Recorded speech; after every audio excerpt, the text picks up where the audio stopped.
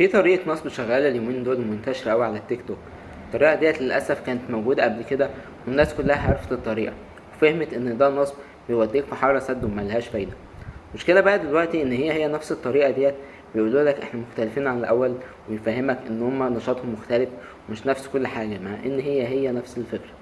الطريقة ديت أو الشركة ديت اسمها كي، بتقولك إنها بتستثمر لك فلوسك وتشتري بيها منتجات وكورسات وحاجات على النت.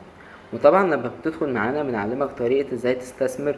اللي بيحصل بقى ان هما بيفهموك انك لو جبت اتنين بعدك بيجيلك ربح منهم ايا كان المبلغ، والاتنين دول كمان لو كل واحد فيهم جاب واحد او اتنين هيجيلك ربح منهم برضه، والاتنين اللي انت جبتهم طبعا بيجيلهم ربح ومكسب من الاتنين اللي هما جابوهم.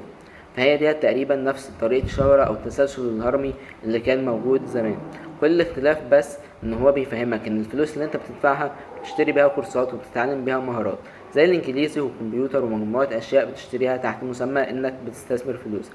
أنا بقول الكلام ده عن واقع إن اتعرض عليا الموضوع ده، بس أنا طبعا فاهم إيه اللي بيحصل واللي هيحصل وما دفعتش أي حاجة، زي ما اتعرض عليا زمان برضو بالفكر القديم اللي كنا عارفينه زمان من 5 أو 6 سنين.